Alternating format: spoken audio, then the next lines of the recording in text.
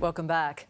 We're a nation of cruise lovers. More and more of us are holidaying at sea now than before the pandemic, and it's never been easier.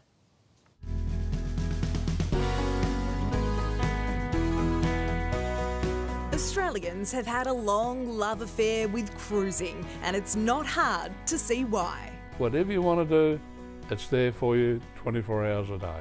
3 o'clock in the morning, if you want a coffee, you can go down to the International Cafe and you can have it there. Like cruise addicts Hank and Jan Herkins. Oh, that was a good one. They've taken more than 30 cruises and say they're just getting started. You still consider yourself a junior cruiser? I think when it works out to, we've got something like 300 odd sea days.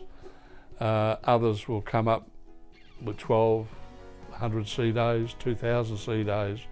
So when you look at 300 compared with 12, we're still minors. The first thing when we get on board is you decide how much of the wardrobe space you need, and I get left over with what's left over, if there's anything left over.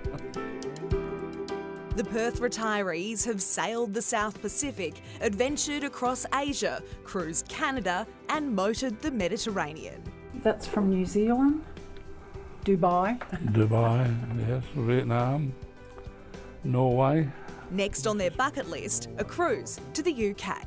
To me, I'd like to enjoy some of the time I've got left rather than sort of sit around watching Netflix all day. So I'd rather be sitting on a balcony watching the ocean or reading a book or going up the bar and having a beer. It hasn't always been smooth sailing for the cruise industry. 4 years ago, ships were banned from Australian waters during the pandemic. Look, it was very tough. It was tough for the travel industry across the board. Since that ban was lifted, the industry has seen a resurgence. James Kavanagh is Flight Centre Group's Global Leisure CEO. It's really an affordable product now, and that's why a lot of people are choosing to cruise. If you look at the price on a nightly basis, it's actually often significantly cheaper than it would be to actually book a hotel. Australia is the world's 4th biggest cruising market, behind the US, Germany and UK. 1.25 million Aussies took a cruise last year.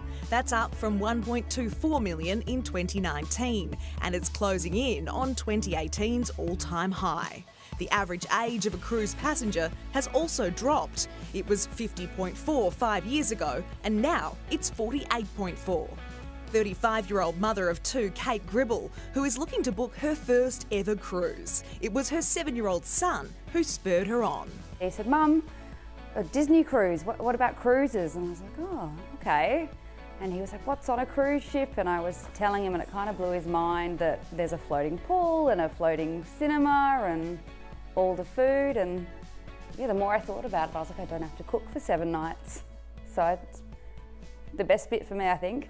Flight Centre is also jumping aboard the cruising craze, launching its first store dedicated to holidays at sea. Here's to a wonderful future, and Opening in the Perth suburb of Whitfords, it's called Cruise About. we have so many consultants here that just are so passionate about cruise with decades of experience. Cruise About is only just getting started. Soon these shops will be popping up across the country. Next, it's the Gold Coast later this month, followed by Adelaide, Sydney and Melbourne. Customers will have choice to actually call, come in store, see a person, or actually book online. So the choice is really up to the customer at the end of the day. Because I've never been on a cruise before and I really have no idea what's required, I think it'd be good to go and sit down and talk to someone. What keeps bringing you back time and time again? Spending the kids' inheritance.